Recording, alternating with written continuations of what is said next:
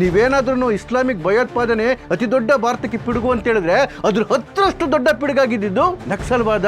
ಭಾರತವನ್ನು ನುಂಗೋದಿಕ್ಕೆ ತಯಾರಾಗೋಗಿತ್ತು. 180 ಜಿಲ್ಲೆಗಳಲ್ಲಿ ಅವರ ಕಂಟ್ರೋಲಿಗೆ ಬಂದ್ಬಿಟ್ಟಿತ್ತು. 180 ಜಿಲ್ಲೆಗಳು.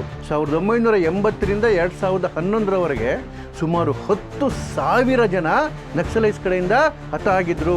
1 ಲಕ್ಷಕ್ಕೂ ಹೆಚ್ಚು ಜನ ಮನೆ ಮಠ ಕಳ್ಕೊಂಡಿದ್ರು. ತಾಯಿ ಎದುರುಗಡೆನೆ 4 ವರ್ಷದ ಮಗನನ್ನ ಜೀವಂತವಾಗಿ ಹೂತ್ಬಿಟ್ರಿ. ಆ ಮಗುನ ಅಷ್ಟು ಬೀಭತ್ಸ, ಅಷ್ಟು ಭೀಕರ. ಪ್ರತಿ ವರ್ಷ 140 ಕೋಟಿ ರೂಪಾಯಿ ವಸೂಲಿ ಮಾಡ್ತಿದ್ರು. ಪ್ರಧಾನಮಂತ್ರಿ ನರೇಂದ್ರ ಮೋದಿ ಅವರ ಹತ್ಯೆಗೂ ಸ್ಕೆಚ್ ಹಾಕಿದ್ರು. ಇಡೀ ನಕ್ಸಲೈಟ್ಸ್ ಮೂವ್ಮೆಂಟ್ ಹಿಂದೆಗಡೆಗೆ ಚೈನಾ ಸಪೋರ್ಟ್ ಇತ್ತು. ಜೊತೆಗೆ ಏನು ಅರ್ಬನ್ ನಕ್ಸಲ್ಗಳು ಸಿಟಿಗಳಲ್ಲಿ ಕೂತ್ಕೊಂಡು ಅವರಿಗೆ ಸಪ್ಲೈ ಮಾಡ್ತಿದ್ರು, ಹಣವನ್ನು ಸಪ್ಲೈ ಮಾಡ್ತಾ ಇದ್ರು. ಮೋದಿ ಸರ್ಕಾರ ಬಂದು ದಿಟ್ಟ ಹೆಜ್ಜೆ ತಗೊಳ್ಳಿಲ್ಲ ಅಂದಿದ್ರೆ ಈ ನಕ್ಸಲೈಟ್ಸ್ ಮೇಲೆ ಈ ದೇಶವೇ ಬದುಕಿರ್ತಿರ್ಲಿಲ್ಲ ಇವತ್ತು. ಅಷ್ಟೊಂದು ಪವರ್ಫುಲ್ ಆಗಿ ಬೆಳೆದಿದ್ದಂತಹ ನಕ್ಸಲ್ವಾದವನ್ನ ಇಷ್ಟು ಬೇಗ ಹೇಗೆ ಕಡಿಮೆ ಮಾಡೋಕ್ಕಾಯ್ತು? ಹೇಗೆ ಇದಕ್ಕೆ ಬ್ರೇಕ್ ಆಗ್ತು ಮೋದಿ ಸರ್ಕಾರ? ನಮಸ್ತೆ ಬಂಧುಗಳೇ. ಕಳೆದ ವಾರ ಪಾಕಿಸ್ತಾನಕ್ಕೆ ಸೊಂಟ ಮುರಿದಂತಹ ಖುಷಿನಲ್ಲಿ ಭಾರತೀಯರು ಸೆಲೆಬ್ರೇಷನ್ ಮಾಡ್ತಾ ಇದ್ರು. ಅದ್ರ ಜೊತೆಗೆ ಪಾಕಿಸ್ತಾನದಲ್ಲಿ ಇಬ್ಬರು ಆಗಂತುಕ ಗನ್ಮ್ಯಾನ್ಗಳು, ಲಷ್ಕರ್ ಇ ತೊಯ್ಬಾದ ಇಬ್ಬರು ಟಾಪ್ ಲೀಡರ್ಗಳನ್ನ ಜನ್ನತಿಗೆ ಕಳಿಸ್ಬಿಟ್ಟಿದ್ರು. ಇವೆಲ್ಲ ಖುಷಿಲಿದ್ದಂತಹ ಜನರಿಗೆ ಮೋದಿ ಸರ್ಕಾರ ಸದ್ದಿಲ್ಲದೆ ನಕ್ಸಲ್ ನಾಯಕರುಗಳನ್ನ ಹೊಸಕಿ ಹಾಕಿತ್ತಲ್ಲ, ಅದು ಅದೆಷ್ಟು ಗಮನಕ್ಕೆ ಬಂದಿರಲಿಲ್ಲ ಅನಿಸುತ್ತೆ.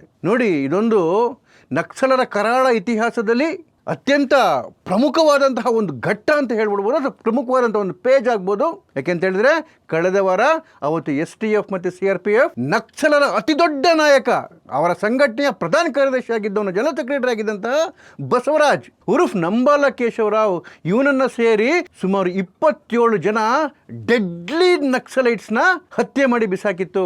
ಡೆಡ್ಲಿ ನಕ್ಸಲೈಟ್ಸ್ನ. ಅದಾದ ಕೆಲವೇ ದಿನಗಳಲ್ಲಿ 84 ಜನ ನಕ್ಸಲರು ಬಂದು ಸರ್ಕಾರಕ್ಕೆ ಶರಣರಾದರು. ಈಗಲೂ ಅಷ್ಟೇ ಕೆಲವು ತಿಂಗಳುಗಳ ಕೆಳಗಡೆ ನಮ್ಮ STF ಮತ್ತು CRPF ಛತ್ತೀಸ್ಗಢದಲ್ಲಿ 48 ಜನ ಡೆಡ್ಲಿ ನಕ್ಸಲೈಟ್ಸ್ಗಳನ್ನ ಹೊಡೆದಾಕಿತ್ತು. ಅದಾದ 4 ದಿವಸದಲ್ಲಿ ಅವರ ಏನು ಭದ್ರ ಕೋಟೆ ಆಗಿತ್ತಲ್ಲ ಕಾರಗುಟ್ಟ ಹಿಲ್ಸ್, ಈ ಕಾರಗುಟ್ಟ ಹಿಲ್ಸ್ ಅನ್ನು ಇಡೀ ಪ್ರದೇಶವನ್ನ ಒಂದು ಕೋಟೆ ಮಾಡ್ಕೊಂಡು ಎಲ್ಲಿಂದನೇ ಆಡಳಿತ ಮಾಡ್ತಾ ಇದ್ರು ನಕ್ಸಲೈಟ್ಸ್ರು. ಇದನ್ನ ವಶ ಮಾಡ್ಕೊಂಡ್ಬಿಡ್ತು STF ಮತ್ತು CRPF. ಈಗಂತೂ ಪ್ರತಿನಿತ್ಯ ನಕ್ಸಲೈಟ್ಸ್ನ ಹತ್ಯೆ ಮಾಡ್ತಿರ್ತಕ್ಕಂಥದ್ದನ್ನು ಹೊಸಕಾಗ್ತಿರ್ತಕ್ಕಂಥ ನ್ಯೂಸ್ಗಳು ಬರ್ತಾ ಇದ್ದಾವೆ. 100 ಜನ ನಕ್ಸಲೈಟ್ಸ್ ಪ್ರಾಣ ಬಿಟ್ಬಿಟ್ಟಿದ್ದಾರೆ. ಇನ್ನು ಉಳಿದಿರೋ ನಕ್ಸಲೈಟ್ಸು ಕೂಡ ಪ್ರಾಣ ಭಯಕ್ಕೆ ಹೆದರಿ ಓಡ್ ಬಂದು ಸರೆಂಡರ್ ಆಗ್ತಾ ಇದ್ದಾರೆ. ಈಗ ಒಂದು ದೊಡ್ಡ ಪ್ರಶ್ನೆ ಉದ್ಭವ ಆಗುತ್ತೆ. ಅದೇನಂದ್ರೆ, ಒಂದಷ್ಟು ಜನ ನಕ್ಸಲೈಟ್ಸ್ನ ಕೊಂದುಬಿಟ್ರೆ, ಒಂದಷ್ಟು ಜನ ನಕ್ಸಲೈಟ್ಸ್ಗಳು ಸರೆಂಡರ್ ಆಗಿಬಿಟ್ರೆ ಈ ನಕ್ಸಲ್ವಾದ ಮುಗಿಯುತ್ತಾ? ಖಂಡಿತ ಅಂತ್ಯ ಆಗುತ್ತೆ. ಹಾಗಾದ್ರೆ ಇದೊಂದು ಇಷ್ಟೊಂದು ಭೀಕರನಾ? ಹೌದು ರೀ. ಇಂತಹ ಭೀಕರ ಕರಾಳ ಅಧ್ಯಾಯ ಭಾರತದ ಇತಿಹಾಸದಲ್ಲೇ ಆಗಿರಲಿಲ್ಲ. ನೀವೇನಾದ್ರೂ ಇಸ್ಲಾಮಿಕ್ ಭಯೋತ್ಪಾದನೆ ಅತಿ ದೊಡ್ಡ ಭಾರತಕ್ಕೆ ಪಿಡುಗು ಅಂತ ಹೇಳಿದ್ರೆ ಅದ್ರ 10ರಷ್ಟು ದೊಡ್ಡ ಪಿಡುಗಾಗಿದ್ದು ಈ ನಕ್ಸಲರ ಶಸ್ತ್ರಾಸ್ತ್ರ ಹೋರಾಟಗಳು. ನೋಡಿ, ಭಾರತವನ್ನು ಹೇಗೆ ಇದು ತಿಂತಾ ಇತ್ತು ಅಂತ ಹೇಳಿದ್ರೆ 2010ರಲ್ಲಿ ಆವತ್ತಿನ UPA ಸರ್ಕಾರದ ಹೋಮ್ ಸೆಕ್ರೆಟರಿ ಗೋಪಾಲ್ ಪಿಳ್ಳೈ ಇವರ ಅಫಿಷಿಯಲ್ ಸ್ಟೇಟ್ಮೆಂಟ್ ಏನು ಗೊತ್ತಾ? ನಕ್ಸಲಿಸಮ್ ಎಷ್ಟು ದೊಡ್ಡದಾಗಿ ಬೆಳೀತಾ ಇದೆ ಅಂತ ಹೇಳಿದ್ರೆ 2050ರಷ್ಟೊತ್ತಿಗೆ ಇವರ ಶಸ್ತ್ರಸಜ್ಜಿತ ಹೋರಾಟಗಳು ಭಾರತದಲ್ಲಿ ಪ್ರಜಾಪ್ರಭುತ್ವವನ್ನು ಕಿತ್ತಾಗುತ್ತವೆ. ಯಾವಾಗ?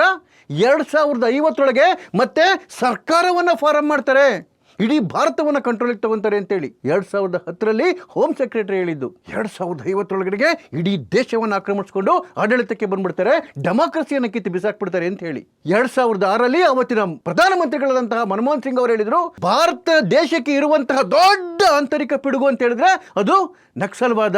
ಅಷ್ಟು ದೊಡ್ಡದಾಗಿತ್ತ? ಹೌದು ರೀ. ಭಾರತವನ್ನು ನುಂಗೋದಿಕ್ಕೆ ತಯಾರಾಗೋಗಿತ್ತು.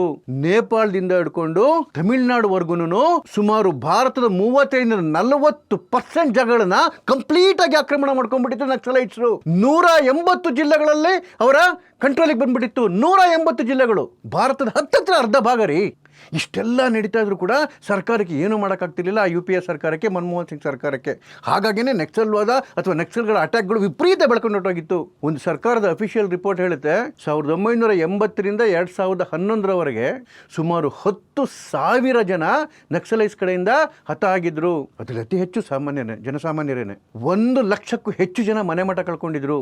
ಇನ್ನೊಂದು ರಿಪೋರ್ಟ್ ಹೇಳುತ್ತೆ, 1996ರಿಂದ 2022ರ ಒಳಗೆ 13,000ಕ್ಕಿಂತ ಹೆಚ್ಚು ಜನ ನಕ್ಸಲರ ಕೈಲಿ ಪ್ರಾಣ ಬಿಟ್ಟಿದ್ರು. ನಾನು ಆಜ್ಞೆ ಹೇಳೋದಲ್ಲ, ಇದರಲ್ಲಿ ಸೈನಿಕರು ಸೇರ್ಕೊಂಡಿದ್ರು, ಜನಸಾಮಾನ್ಯರುಗಳು ಸೇರ್ಕೊಂಡಿದ್ರು. 13,000ಕ್ಕಿಂತ ಹೆಚ್ಚು. ಎಂತಹ ಕರಾಳ ಅಧ್ಯಯನ ಸೃಷ್ಟಿ ಮಾಡಿಬಿಟ್ಟಿದ್ರು ಭಾರತದಲ್ಲಿ ಅಂತ ಹೇಳಿದ್ರೆ, ಭಾರತಕ್ಕೆ ಇವ್ರನ್ನ ಬಿಟ್ಟರೆ ಭವಿಷ್ಯವೇ ಇಲ್ವ ಅನ್ಸ್ಬಿಟ್ಟಿತ್ತು. ಮುಗಿಸ್ಬಿಡ್ತಾರೆ ಭಾರತ ಅನ್ನೋದು ತಯಾರಾಗೋಗಿತ್ತು. ಯಾಕೆ ಅಂತ ಹೇಳಿದ್ರೆ ಇಡೀ ನಕ್ಸಲೈಸ್ ಮೂವ್ಮೆಂಟ್ ಹಿಂದೆಗಡೆಗೆ ಚೈನಾ ಸಪೋರ್ಟ್ ಇತ್ತು. ಜೊತೆಗೆ ಏನು ಅರ್ಬನ್ ನಕ್ಸಲ್ಗಳು ಸಿಟಿಗಳಲ್ಲಿ ಕೂತ್ಕೊಂಡು ಅವರಿಗೆ ಸಪ್ಲೈ ಮಾಡ್ತಿದ್ರು, ಹಣವನ್ನು ಸಪ್ಲೈ ಮಾಡ್ತಾ ಇದ್ರು. ಕಾಡೊಳಗಡೆಗೆ ನಕ್ಸಲೈಟ್ಸ್ ಕೋಟೆಗಳನ್ನು ಕಟ್ಕೊಂಡಿದ್ರು. ಅವ್ರ ಹತ್ರ ಎಲ್ಲ ಅತ್ಯಾಧುನಿಕ ಮಿಷನರಿಗಳು, ಆಟೋಮೆಟಿಕ್ ಮಿಷನ್ಸು, ಬಾಂಬ್ಗಳು, ಅತ್ಯಾಧುನಿಕ ಸಲಕರಣೆಗಳು, ಬೇಕಾದಂತಹ ಐಷಾರಾಮಿ ವಸ್ತುಗಳು. ಹೇಗೆ ಇವರು ಕೋಟೆ ಕಟ್ಕೊತಾ ಇರೋದು, ಸಾಮ್ರಾಜ್ಯಗಳು ಕಟ್ತಾ ಇದ್ರು ಅಂತ ಹೇಳಿದ್ರೆ ನೋಡಿ, ಯಾವ ಕರಾಳ ಅಧ್ಯಾಯನ ಸೃಷ್ಟಿ ಮಾಡಿದ್ರು ಅಂತ ಹೇಳಿದ್ರೆ, ಮನೆಗಳಿಗೆ ನುಗ್ಗಿ 4 ವರ್ಷದಿಂದ 6 ವರ್ಷದ ಮಕ್ಕಳನ್ನ ಹೊತ್ಕೊಂಡು ಹೊರಟೋಗ್ತಾ ಇದ್ರು. ಹೊತ್ಕೊಂಡೋಗಿ ಅವ್ರಿಗೆ ಕಂಪ್ಲೀಟಾಗಿ ಆ ಮಕ್ಕಳಿಗೆ ಬ್ರೈನ್ ವಾಶ್ ಮಾಡಿ, ಅವ್ರಿಗೆ ಟ್ರೈನ್ ಅಪ್ ಮಾಡಿ ದೇಶದ ಮೇಲೆ ಯುದ್ಧಕ್ಕೆ ಬಿಡ್ತಾ ಇದ್ರು. ಯಾರ ಮನೆಯಿಂದ ಏನಾದರೂ ಕಿಡ್ನಾಪ್ ಮಾಡ್ಬೇಕಾದ್ರೆ ತಾಯಿಯನ್ನು ಅಡ್ಡ ಬಂದರೆ, ತಂದೆಯನ್ನು ಅಡ್ಡ ಬಂದರೆ, ಇದು ನಡೆದಿರೋದು ಛತ್ತೀಸ್ಗಢ ಒಳಗಡೆಗೆ. ತಾಯಿ ಎದುರುಗಡೆನೆ 4 ವರ್ಷದ ಮಗನನ್ನು ಜೀವಂತವಾಗಿ ಹೂತ್ಬಿಟ್ರು ರೀ ಆ ಮಗುನ. ಜೊತೆಗೆ ಎಲ್ಲ ಕಡೆ ಇವ್ರದ್ದೇನೆ ಕ್ವಾಸಿ ಕೋರ್ಟ್ಗಳೇ ನಡೀತಾ ಇತ್ತು, ನ್ಯಾಯಾಲಯಗಳು. ಹಲವಾರು ಜನಕ್ಕೆ ಪ್ರತಿ ವರ್ಷ ಡೆತ್ ಸೆಂಟೆನ್ಸ್ ಕೊಡೋರು, ಮರಣದಂಡನೆ ವಿಧಿಸೋರು. ಆಗಲೇ ಹೇಳಿದ್ನಲ್ಲ, ಅದಕ್ಕೇ 2006ರಲ್ಲಿ ಅವತ್ತಿನ ಪ್ರೈಮ್ ಮಿನಿಸ್ಟರ್ ಹೇಳಿದ್ದು ಮನಮೋಹನ್ ಸಿಂಗ್ ಅವರು, ಭಾರತ ದೇಶದಲ್ಲಿರ್ತಕ್ಕಂಥ ಅತಿ ದೊಡ್ಡ ಆಂತರಿಕ ಪಿಡುಗು ಅಂತೇಳಿ ಹೇಳಿದ್ರಷ್ಟೇ. ಏನಾದರೂ ಮಾಡಿದ್ರ? ಏನೂ ಮಾಡಲಿಲ್ಲ. ಯಾವಾಗ ಸರ್ಕಾರ ಕೈಚಲ್ಲಿ ಕುಳಿತಿತ್ತು, ಸರ್ಕಾರ ಶಸ್ತ್ರಾಸ್ತ್ರಗಳನ್ನ ಎತ್ತಲಿಲ್ಲ ನಕ್ಸಲರ ಮೇಲೆ, ಜನ ಶಸ್ತ್ರಾಸ್ತ್ರ ಎತ್ತಕ್ಕೆ ಶುರು ಮಾಡಿದ್ರು ನಕ್ಸಲರ ವಿರುದ್ಧ. ಬದುಕಲೇಬೇಕಾಗಿತ್ತಲ್ಲ. ಬಿಹಾರಲ್ಲಿ ಭೂಮಿಯರ್ಗಳು ರಣವೀರ್ ಸೇನಾ ಅಂತ ಒಂದು ಕಟ್ಕೊಂಡ್ರು, ಯಾದವರು ಲಾರಿಕ್ ಸೇನಾ ಅಂತ ಕಟ್ಕೊಂಡ್ರು, ಕೂರ್ಮಿಗಳು ಭೂಮಿ ಸೇನಾ ಅಂತ ಕಟ್ಕೊಂಡ್ರು. ಇವರೆಲ್ಲ ಕಟ್ಕೊಂಡು ನಕ್ಸಲರ ವಿರುದ್ಧ ಹೋರಾಟಗಳು ಶುರುವಾಯಿತು. ಅದೇ ರೀತಿ ಆಂಧ್ರಪ್ರದೇಶದಲ್ಲಂತೂ ಹಳ್ಳಿಗಳಲ್ಲಿ ಜನಗಳನ್ನೇ ಒಂದು ವಿಜಿಲೆನ್ಸ್ ಟೀಮ್ಗಳು ಅಥವಾ ಒಂದು ಸೈನ್ಯಗಳನ್ನ ಕಟ್ಕೊಂಡ್ರು ಈ ನಕ್ಸಲರ ಕಾಟ ತಡೆಯೋಕ್ಕಾಗ್ದಂಗೆ. ಹಲವಾರು ಸಣ್ಣ ಸಣ್ಣ ಸೈನ್ಯಗಳು ಹಳ್ಳಿಗಳಲ್ಲಿ ಉತ್ಪತ್ತಿ ಆದವು. ಗ್ರೀನ್ ಟೈಗರ್ಸು, ನಲ್ಲದಂಡು, red tigers, Kakatiya cobras, Tirumala tigers, ಹೀಗೆ ನೂರಾರು ಸಣ್ಣ ಪುಟ್ಟ ಸೈನ್ಯಗಳು ಎಲ್ಲ ಕಡೆಗೂ ಜನ್ಮ ತಾಳದವು. ಅದ್ರ ಅರ್ಥ ಏನಾಗಿತ್ತು ಅಂತ ಹೇಳಿದ್ರೆ, ಭಾರತದಲ್ಲಿ ಎಲ್ಲ ಗ್ರಾಮಗಳಲ್ಲೂ ಮೂಲೆಗಳಲ್ಲೂ ಆಂತರಿಕ ಯುದ್ಧ ಶುರುವಾಗ್ತಾ ಇತ್ತು. ಆಂತರಿಕ ಯುದ್ಧಗಳು ಅಕಸ್ಮಾತ್ ಏನಾದ್ರು 2014ರಲ್ಲಿ ಮೋದಿ ಸರ್ಕಾರ ಬರಲಿಲ್ಲ ಅಂದಿದ್ರೆ, ಅಥವಾ ಮೋದಿ ಸರ್ಕಾರ ಬಂದು ದಿಟ್ಟ ಹೆಜ್ಜೆ ತಗೊಳ್ಳಿಲ್ಲ ಅಂದಿದ್ರೆ ನಕ್ಸಲೈಟ್ಸ್ ಮೇಲೆ, ಇವತ್ತಿಗೆ ಭಾರತ ಆಂತರಿಕ ಯುದ್ಧದಲ್ಲಿ ರುವಾಂಡ ತರ ಆಗೋಗಿರೋದ್ರಿ. ಈ ದೇಶವೇ ಬದುಕಿರ್ತಿರ್ಲಿಲ್ಲ. ಇವತ್ತು ಹಳ್ಳಿಲಿ ರಸ್ತೆಯಲ್ಲಿ ಯುದ್ಧಗಳು ನಡೆದ್ರೆ ದೇಶದೊಳಗಡೆಗೆ ಹೇಗ್ರಿ ದೇಶ ಬದುಕುತ್ತೆ? ಅದಕ್ಕೆ ನಾನು ಆಗ್ಲೇ ಹೇಳಿದ್ದಿ, ನಕ್ಸಲ್ ಪಿಡುಗು ಹೇಗಿತ್ತು ಅಂತ ಹೇಳಿದ್ರೆ, ಇದ್ರ ಮುಂದೆ ಈವನ್ ಇಸ್ಲಾಮಿಕ್ ಟೆರರಿಸಂ ಕೂಡ ಒಂಥರ ಬಚ್ಚ ತರ ಕಾಣಿಸಾಗಿತ್ತು. ಅಷ್ಟು ಬೀಭತ್ಸ, ಅಷ್ಟು ಭೀಕರ. ಪ್ರತಿ ವರ್ಷ 140 ಕೋಟಿ ರೂಪಾಯಿ ವಸೂಲಿ ಮಾಡ್ತಿದ್ರು ಇವರು. ಜನರನ್ನ ಹೆದರ್ಸ್ಕೊಂಡು ಬಂದೂಕಿನ ಭಯ ತೋರಿಸಿ ನಕ್ಸಲೈಟ್ಸ್ 140 ಕೋಟಿ ವರ್ಷಕ್ಕೆ ಈ ಕಾಡಲ್ಲಿ ಔತ್ಕೊಂಡು ಆಟ ಆಡ್ತಿದ್ದಂತಹ ನಕ್ಸಲೈಟ್ಸ್ಗೆ ಸಪೋರ್ಟ್ ಮಾಡ್ತಾ ಇದ್ದಿದ್ದು ನಗರಗಳಲ್ಲಿ ಈ ಬುದ್ಧಿಜೀವಿಗಳ ಸೋಗಾಕೊಂಡಿರ್ತಕ್ಕಂತಹ ಅರ್ಬನ್ ನಕ್ಸಲ್ಸು. ಏನು ಪ್ರೊಫೆಸರ್ಗಳು, ಇಂಜಿನಿಯರ್ಗಳು ಎಲ್ಲ ಇರ್ತಿದ್ರಲ್ಲ, ಅರ್ಬನ್ ನಕ್ಸಲ್ಸು, ಬುದ್ಧಿಜೀವಿಗಳು ಏನಂತ ಕೇಳ್ತೀವಿ. ಈ ಬುದ್ಧಿಜೀವಿಗಳನ್ನೇ ಈ ನಕ್ಸಲೈಟ್ಸ್ಗೆ ಬೆಂಬಲ ತುಂಬ್ತಾ ಇದ್ದಿದ್ದು. ಮಾನಸಿಕವಾಗಿ, ಹಣಕಾಸಿನಿಂದ ಶಸ್ತ್ರಾಸ್ತ್ರಗಳನ್ನ ಸಪ್ಲೈ ಮಾಡ್ಕೊಂಡು ಎಂತ ಮೂವಿಗಳು ಬಂದ್ವು ರೀ. ಚಂಕು, ಹಜಾರೋ ಖ್ವಾಯಿಷೆ, ಇಂಥರ ಸಿನಿಮಾಗಳು ಆ ನಕ್ಸಲೈಸಮ್ ಅನ್ನ, ನಕ್ಸಲ್ ಹೋರಾಟವನ್ನ ಗ್ಲೋರಿಫೈ ಮಾಡ್ಕೊಂಡ್ಬಂದ್ರು. ಈ ನಕ್ಸಲೈಟ್ಸ್ಗಳ ಬಗ್ಗೆ ಬುಕ್ಗಳನ್ನ ಬರೆದ್ರು ಅರ್ಬನ್ ನಕ್ಸಲ್ಸ್ಗಳು. ಈ ಅರ್ಬನ್ ನಕ್ಸಲ್ಗಳ ಬಾಯಲ್ಲಿ ಬರ್ತಿದ್ದ ಮಾತುಗಳು ನೋಡಬೇಕು. ಅಲ್ಲಿ ಹೋರಾಟ ಮಾಡ್ತಿರ್ತಕ್ಕಂಥವ್ರು ಕ್ರಾಂತಿಕಾರಿಗಳು, ಆದಿವಾಸಿ ಹೋರಾಟಗಾರರು ಅಂತ ಹೇಳಿ ನೀವೊಂದು ಇಂಟರ್ವ್ಯೂ ನೋಡಬೇಕು. ಇವಂದು ಕನಯ್ಯ ಕುಮಾರ್ದು. ಅದ್ರಲ್ಲಿ ಅವ್ನು ಹೇಳಿದ್ದು ಏನು, ಈ ನಕ್ಸಲ್ ಹೋರಾಟದಲ್ಲಿ ಅದಕ್ಕೋಸ್ಕರ ಪ್ರಾಣ ಬಿಡ್ತಾ ಇದಾರಲ್ಲ ನಕ್ಸಲೈಟ್ಸು, ಇವರೆಲ್ಲರೂ ನಿಜವಾದ ಹುತಾತ್ಮರಂತೆ ನಕ್ಸಲೈಟ್ಸು. ಎಂತ ರಾಸ್ಕಲ್ ರೀ ಅವನು. ಈ ನಕ್ಸಲ್ಗಳನ್ನ ಕೊಲ್ತಕ್ಕಂಥವ್ರ ಮೇಲೆ ಯುದ್ಧ ಸಾರಬೇಕು ಅಂತ ಹೇಳಿದ್ದ. ಅಂದ್ರೆ CRPF ಮೇಲೆ, ಪೊಲೀಸ್ ಮೇಲೆ ಮತ್ತೆ ಮಿಲಿಟರಿ ಮೇಲೆ ಯುದ್ಧ ಸಾರಬೇಕಂತೆ. ಇಂಥ ಹುಳುಗಳು ಇವತ್ತು ಬದುಕಿದಾವೆ ನಮ್ಮ ಮುಂದೆ. ಯಾವ ಮಟ್ಟದಲ್ಲಿ ಇವ್ರ ಕಾಟ ಶುರುವಾಗೋಗಿತ್ತು ಅಂತ ಹೇಳಿದ್ರೆ ನೋಡಿ, ಎಲ್ಲಾದ್ರೂ ನಕ್ಸಲೈಟ್ಸ್ಗಳು ಪೊಲೀಸನ್ನ ಹೊಡೆದ್ರೆ ಅಥವಾ CRPF ಕೊಂದ್ರೆ ಯೂನಿವರ್ಸಿಟಿಗಳಲ್ಲಿ ಸೆಲೆಬ್ರೇಷನ್ ಮಾಡೋರು. ದಾಂತೆವಾಡದಲ್ಲಿ ಹತ್ಯಾಕಾಂಡ ಆಯ್ತಲ್ಲ, CRPF ಯೋಧರ ಹತ್ಯಾಕಾಂಡ ನಕ್ಸಲೈಟ್ಸ್ ಕೈಯಲ್ಲಿ. JNUನಲ್ಲಿ ಸೆಲೆಬ್ರೇಷನ್ ನಡೀತು ರೀ 2010ರಲ್ಲಿ. ಆವಾಗಿನ UPA ಸರ್ಕಾರದ ಪ್ರಭಾವಿ ಸಚಿವ P. ಚಿದಂಬರಂ ಹೇಳಿದ್ದೇನು ಗೊತ್ತಾ, ನಕ್ಸಲ್ವಾದವನ್ನ ಕೊನೆಗಾಣಿಸೋದಕ್ಕೆ ಈ ಬುದ್ಧಿಜೀವಿಗಳೇ ಅಡ್ಡಿಯಾಗಿದ್ದಾರೆ ಅಂತ ಹೇಳಿ. ಇವ್ರ ಪಕ್ಷದಲ್ಲಿ ಇವ್ರ ಲೀಡರ್ಗಳೇ ಇದ್ರ ಏನು ಇವತ್ತು ಇದಾರಲ್ಲ ಮಹಾನ್ ನಾಯಕರುಗಳೆಲ್ಲ ನಕ್ಸಲ್ವಾದ ಸಪೋರ್ಟ್ ಮಾಡ್ಕೊಂಡು ಯಾವ ಮಟ್ಟಕ್ಕೆ ಕೊಬ್ಬಿದ್ರು ಅಂದ್ರೆ ನಕ್ಸಲೈಟ್ಸು, ಪ್ರಧಾನಮಂತ್ರಿ ನರೇಂದ್ರ ಮೋದಿ ಅವರ ಹತ್ಯೆಗೂ ಸ್ಕೆಚ್ ಹಾಕಿದ್ರು. ಆ ಲೆಟರ್ ಕೂಡ ರಿಕವರ್ ಆಯ್ತು. ಇಷ್ಟು ಕೊಬ್ಬಿದಾರಲ್ಲ, ಇವತ್ತು ಹೊಸಕೆ ಆಗ್ತಾ ಇದೆ ಸರ್ಕಾರ ಅವ್ರನ್ನ. ಅದಕ್ಕೆ ಅವ್ರ ಕೈಲಿ ತಡ್ಕೊಳಕ್ಕಾಗ್ತಾ ಇಲ್ಲ. ಹೊಟ್ಟೆಲಿ ಒಂಥರ ತಳಮಳ ಶುರು ಆಗ್ಬಿಟ್ಟಿದೆ. ಮೊನ್ನೆ ನೋಡಿ, ಅವನು ಬಸವರಾಜನ್ನ ಹತ್ಯೆ ಮಾಡಿದಾಗ CPIML ಟ್ವೀಟ್ ನೋಡ್ಬೇಕಿತ್ತು ನೀವು. ಎಂತ ದೊಡ್ಡ ಹೋರಾಟಗಾರ, ಹೇಗೆ ಅವನನ್ನು ಕೊಂದುಬಿಟ್ರಿ, ಎನ್ಕ್ವೈರಿ ನಡೀಬೇಕಿದ್ರ ಬಗ್ಗೆ ಅಂತೇಳಿ. ಡಿ ರಾಜಾ ರಾಜ್ಯಸಭಾ ಮೆಂಬರ್ ಬೇರೆ ಅವನು ಹೇಳ್ತಾನೆ, ಅವನೊಬ್ಬ ಹೋರಾಟಗಾರ, ಜನರಲ್ ಸೆಕ್ರೆಟರಿ ಲೆವೆಲ್ ಇದ್ದಂತವನ್ನ ಹೇಗ್ರಿ ಕೊಲ್ಲಕ್ ಸಾಧ್ಯ ನೀವು ಅಂತ ಹೇಳಿ. ಹೇಗೆ ಕೊಲ್ಲಕ್ ಸಾಧ್ಯನಾ? ಹೇಗೆ ಕೊಂದ್ರು ನೋಡು ಎದುರುಗಡೆನೆ. 10 ಕೋಟಿ ರೂಪಾಯಿ ಬಹುಮಾನ ಇತ್ತು ಅವನ ತಲೆ ಮೇಲೆ, ಬಸವರಾಜ್ ತಲೆ ಮೇಲೆ. ಡ್ರೆಡೆಡ್ ಕ್ರಿಮಿನಲ್ ಅಂತ ಹುಳನ ಹೊಸಕಾಕಿದ್ದಕ್ಕೆ ಇವ್ರಿಗೆ ತಡ್ಕೊಳಕ್ ಆಗ್ತಾ ಇಲ್ಲ. ಯಾಕೆ ಅಂತ ಹೇಳಿದ್ರೆ ಇವರ ನಕ್ಸಲ್ವಾದಕ್ಕೆ ಕಂಪ್ಲೀಟ್ ಆಗಿ ಇತಿಶ್ರೀ ಆಡ್ತಾ ಇದೆಯಲ್ಲ. ಈ ಕಾರೆಗುಟ್ಟ ಇನ್ಸಿಡೆಂಟ್ ಆದಮೇಲೆ ವೈಯರು, ಅದೊಂದು ಕಿತ್ತೋಗಿರೋ ಜರ್ನಲ್ಲು, ಅದ್ರೊಳಗಡೆಗೆ ಅವ್ರನ್ನ ನಕ್ಸಲೈಟ್ಸ್ನ ಗ್ಲೋರಿಫೈ ಮಾಡಿ ಒಂದು ಆರ್ಟಿಕಲ್ಲೇ ಬಂತು. ಅರುಂಧತಿ ರಾಯ್ ಅವಳೊಂದ್ಸರಿ ಹೇಳಿದ್ಲು, ಏನೋ ಗಾಂಧಿ ವಿತ್ ಗನ್ಸ್ ಅಂತ. ಇವರೆಲ್ಲ ಗಾಂಧಿಗಳಂತೆ, ಬಂದೂಕು ಹಿಡಿದಿರ್ತಕ್ಕಂಥ ಗಾಂಧಿಗಳಂತೆ ನಕ್ಸಲೈಟ್ಸ್. ಏನು ಮಾಡ್ಕೊಳಕ್ಕಾಗ್ತಿಲ್ಲ ಅರ್ಬನ್ ನಕ್ಸಲೈಟ್ಸ್ಗಳಿಗೆ, ಪರದಾಡ್ತಾ ಇದ್ದಾರೆ. ನಕ್ಸಲೈಟ್ಸ್ ಕಥೆನೂ ಮುಗಿತಿದೆ, ನೆಕ್ಸ್ಟು ಇವ್ರಿಗಿದೆ ಮಾರಿ ಹಬ್ಬ. ಈಗ ಬರ್ತಕ್ಕಂಥ ಒಂದು ದೊಡ್ಡ ಪ್ರಶ್ನೆ, ಅಷ್ಟೊಂದು ಪವರ್ಫುಲ್ ಆಗಿ ಬೆಳೆದಿದ್ದಂತಹ ನಕ್ಸಲ್ವಾದವನ್ನ ಅಥವಾ ನಕ್ಸಲ್ ಹೋರಾಟವನ್ನ ಇಷ್ಟು ಬೇಗ ಹೇಗೆ ಕಡಿಮೆ ಮಾಡೋಕ್ಕಾಯ್ತು, ಹೇಗೆ ಇದಕ್ಕೆ ಬ್ರೇಕ್ ಆಗ್ತು ಮೋದಿ ಸರ್ಕಾರ, ಹೇಗೆ ಈ ನಕ್ಸಲೈಟ್ಸ್ಗಳ ನಾಶ ಸಾಧ್ಯ ಆಯಿತು ಅಂತ ಹೇಳಿ. ಇದು ಹೇಗೆ ಸಾಧ್ಯ ಆಯಿತು ಅಂದರೆ 4 ಪ್ರಮುಖವಾದ ಅಂಶಗಳು. ಮೊದಲನೇದು ಸರ್ಕಾರದ ದೃಢ ನಿಶ್ಚಯ, ದೃಢ ನಿರ್ಧಾರ.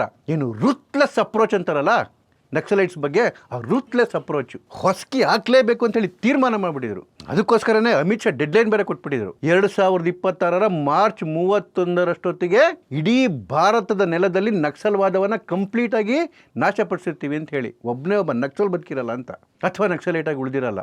ಈ ದೃಢ ನಿಶ್ಚಯ ಇದು ಮೊದಲನೇ ಕಾರಣ.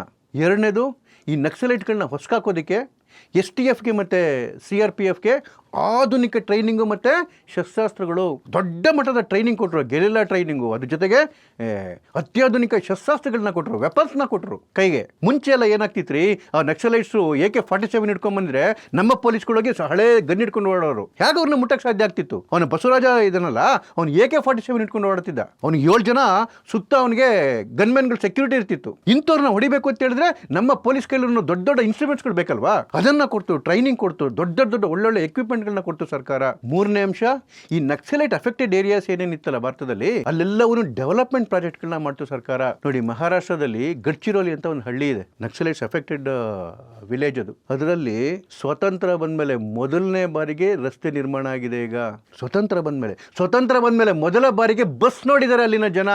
ಈ ತರ ಯಾವ್ಯಾವ ನಕ್ಸಲೈಟ್ಸ್ ಏರಿಯಾಗಳಿತ್ತು ಅಲ್ಲೆಲ್ಲವೂ ಕೂಡ ಡೆವಲಪ್ಮೆಂಟ್ ಪ್ರಾಜೆಕ್ಟ್ಗಳು ನಡೀತು. ಅಲ್ಲಿನ ಜನಗಳಿಗೆ ಸರ್ಕಾರದ ಸುವಿಧತೆಗಳು ಸಿಗ್ತಾ ಹೋದವು. ಹೀಗಾಗಿ ಏನಾಯ್ತು, ಅಲ್ಲಿನ ಲೋಕಲ್ಸ್ ನಕ್ಸಲೈಟ್ಸ್ಗೆ ಸಪೋರ್ಟ್ ಮಾಡೋದು ನಿಲ್ಸಿದ್ರು. ಅಲ್ಲಿನ ಜನಗಳಿಗೆ ಉದ್ಯೋಗ ಸಿಗಕ್ಕೆ ಶುರುವಾಯಿತು, ಅಲ್ಲಿಗೆ ರಸ್ತೆಗಳಾದವು, ಕುಡಿಯೋ ನೀರಿನ ವ್ಯವಸ್ಥೆಗಳಾದವು, ವಿದ್ಯುತ್ ಹೋಗ್ಲಿಕ್ಕೆ ಶುರುವಾಯಿತು, ಅಲ್ಲಿನ ಜನಗಳಿಗೆ ಜೀವನ ಮಟ್ಟ ಸುಧಾರಿಸ್ಲಿಕ್ಕೆ ಶುರುವಾಯಿತು, 4 ಕಾಸು ಆಡ್ಲಿಕ್ಕೆ ಶುರುವಾಯಿತು, ಕೆಲಸಗಳು ಸಿಕ್ತು. ಪ್ರತಿ ಕುಗ್ರಾಮಗಳಿಗೂ ಕೂಡ ರಸ್ತೆಗಳು ನಿರ್ಮಾಣ ಆದವು, ಬಸ್ಗಳು ಹೋಗ್ಲಿಕ್ಕೆ ಶುರುವಾದವು, ರೈಲ್ವೆ ಸಿಸ್ಟಮ್ ಹೋಗ್ಲಿಕ್ಕೆ ಶುರುವಾಯಿತು. ಈ ತರ ಆಲ್ರೌಂಡ್ ಡೆವಲಪ್ಮೆಂಟ್ ನಡೀತಾ ನಕ್ಸಲ್ ಎಫೆಕ್ಟೆಡ್ ಏರಿಯಾದಲ್ಲಿ. ಇದು ಬಹಳ ದೊಡ್ಡ ಪರಿಣಾಮವನ್ನು ಬೀರ್ತು ನಕ್ಸಲ್ವಾದವನ್ನು ಕೊನೆ ಮಾಡೋದಕ್ಕೆ. ಯಾಕೆಂತ ಹೇಳಿದ್ರೆ ಅಲ್ಲಿನ ಲೋಕಲ್ಸ್ ಏನಿದ್ದಾರೆ, ಯಾರು ಸಪೋರ್ಟ್ ಆಗಿ ನಿಂತ್ಕೊಂತಿದ್ರು ನಕ್ಸಲೈಟ್ಸ್ಗೆ, ಇಲ್ಲ ಭಯದಿಂದ ಅಥವಾ ಮಿಸ್ಇನ್ಫಾರ್ಮೇಷನ್ ಇಂದ, ಅವರೆಲ್ಲರೂ ಕೂಡ ಅವರ ವಿರುದ್ಧವಾಗಿ ನಿಲ್ಲಕ್ಕೆ ಶುರು ಮಾಡಿದ್ರು, ಅವ್ರಿಗೆ ಸಪೋರ್ಟ್ ಮಾಡೋದನ್ನ ನಿಲ್ಲಿಸಿದ್ರು. ಮತ್ತೆ 4ನೇ ಮತ್ತೆ ಅತಿ ಪ್ರಮುಖ ಅಂಶ, ಈ ನಕ್ಸಲೈಟ್ಸ್ ಟಾಪ್ ಲೀಡರ್ಶಿಪ್ನ ಎಲಿಮಿನೇಟ್ ಮಾಡಿದ್ದು. ಟಾಪ್ ಲೀಡರ್ಗಳನ್ನ ಹೊಡೆದಾಕಿತ್ತು ಸರ್ಕಾರ.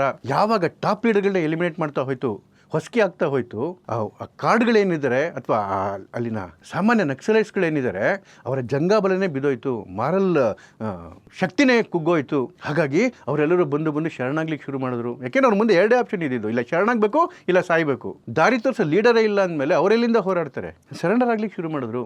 180 ಜಿಲ್ಲೆಗಳಲ್ಲಿ ಪಾರುಪತ್ಯ ಮಾಡ್ತಿದ್ದಂತಹ ನಕ್ಸಲೈಟ್ಸ್ರು ಇವತ್ತು ಕೇವಲ 6 ಜಿಲ್ಲೆಗಳಲ್ಲಿ ಮಾತ್ರ ಸೀಮಿತ ಆಗಿದ್ದಾರೆ. ಪಶುಪತಿಯಿಂದ ತಿರುಪತಿವರೆಗೆ ಕಾರಿಡಾರ್ ನಿರ್ಮಾಣ ಮಾಡಿದ್ವಿ ಅಂತೇಳಿ ಜಂಬ ಕೊಚ್ಕೊಂತ ಇದ್ರು. ಪಶುಪತಿ ಅಂತ ಹೇಳಿದ್ರೆ ನೇಪಾಳದಲ್ಲಿರ್ತಕ್ಕಂತಹ ಪಶುಪತಿ, ಅಲ್ಲಿಂದ ಹಿಡ್ಕೊಂಡು ಭಾರತದ ದಕ್ಷಿಣದ ತಿರುಪತಿವರೆಗೂ ರೆಡ್ ಕಾರಿಡಾರ್ ನಿರ್ಮಾಣ ಮಾಡಿದ್ರು. ನೇಪಾಳ, ಉತ್ತರ ಪ್ರದೇಶ, ಬಿಹಾರ, ಛತ್ತೀಸ್ಗಢ, ಜಾರ್ಖಂಡ್, ಒರಿಸ್ಸಾ, ಆಂಧ್ರ ಪ್ರದೇಶ, ಆಗ ಒಟ್ಟಿಗೆ ಆಂಧ್ರ ಪ್ರದೇಶ ಇತ್ತು, ಈಗ ಆಂಧ್ರ ಪ್ರದೇಶ, ತೆಲಂಗಾಣ, ತಮಿಳ್ನಾಡುವರೆಗೂ, ಕರ್ನಾಟಕವನ್ನು ಸೇರಿ, ಕರ್ನಾಟಕದ ಭೂಪ್ರದೇಶಗಳನ್ನು ಸೇರಿ ಇಷ್ಟು ದೊಡ್ಡ ಭೂಭಾಗ ಅವ್ರಿಗಾಗಲೇ ಅವ್ರ ಕೈಗೆ ಸರೆಂಡರ್ ಆಗೋಗಿತ್ತು ರೀ. ನಾನು ಹೇಳಿದೆ, 40% ಭಾರತದ ಭೂಭಾಗ ನಕ್ಸಲೈಟ್ಸ್ ಕೈಲಿ ಹೋಗಾಗಿತ್ತಾಗ್ಲೇನೆ. ಅಂತಹ ಬೃಹದಾಕಾರವಾಗಿ ಬೆಳೆದಿದ್ದಂತಹ ನಕ್ಸಲೈಟ್ಸು ಇವತ್ತು ಕೇವಲ 6 ಜಿಲ್ಲೆಗಳಲ್ಲಿ ಮಾತ್ರ ಸೀಮಿತ ಆಗಿದ್ದಾರೆ. ಇನ್ನು ಅವ್ರು ಉಳಿದಿರೋ ಟೈಮ್ ಎಷ್ಟು? ಮುಂದಿನ ವರ್ಷ ಮಾರ್ಚ್ 31 ಹಬ್ಬಬಾ ಅಂದರೆ ಒಂದು 8 ತಿಂಗಳು. ನನಗೆ ವೈಯಕ್ತಿಕವಾಗಿ ಕೇಳಿದ್ರೆ ಮೋದಿ ಸರ್ಕಾರದ ಅತಿ ದೊಡ್ಡ ಯಶಸ್ಸು ಯಾವುದು ಅಂತ ಹೇಳಿದ್ರೆ ಈ ನಕ್ಸಲ್ವಾದವನ್ನು ಮಣ್ಣು ಮುಗಿಸಿದ್ದು, ಈ ನಕ್ಸಲೈಟ್ಸ್ನ ಮುಗಿಸಿದ್ದು. ಯಾಕೆ ಅಂತ ಹೇಳಿದ್ರೆ ಇಲ್ಲ ಅಂದಿಸೋದಾಗಲೇ ನಮ್ಮ ದೇಶ ಇನ್ನೊಂದು ರುವಾಂಡ ಆಗೋಗಿರೋದು.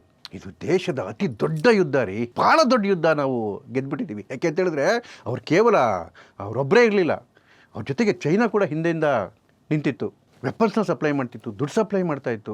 ಭಾರತ ಮೋದಿ ಸರ್ಕಾರ ಕೇವಲ ಆ ನಕ್ಸಲ್ ಬೆಂಕಿನ ಆರ್ಸಿರೋದಷ್ಟೇ ಅಲ್ಲ, ಆ ಬೆಂಕಿನ ನುಗ್ಗಿಸ್ಬಿಟ್ಟಿದೆ. ಅದೇ ನಕ್ಸಲೈಟ್ಸ್ ಒಳಗಡೆ ಸುಟ್ಟು ಬೂದಿ ಆಗ್ತಾ ಇದ್ದಾರೆ. ಉಳಿದಿರ್ತಕ್ಕಂಥ ಒಂದಷ್ಟು ಹುಳುಗಳು ಕೂಡ ಇನ್ನು 6-7 ತಿಂಗಳಲ್ಲಿ ಕಂಪ್ಲೀಟಾಗಿ ಫಿನಿಶ್ ಆಗ್ತಾರೆ. ನೆಕ್ಸ್ಟ್ ಮುಂದೆ ಮಾರಿ ಹಬ್ಬ ಕಾದಿರೋದು ಈ ಅರ್ಬನ್ ನಕ್ಸಲೈಟ್ಸ್ಗೆ. ನಮಸ್ತೆ.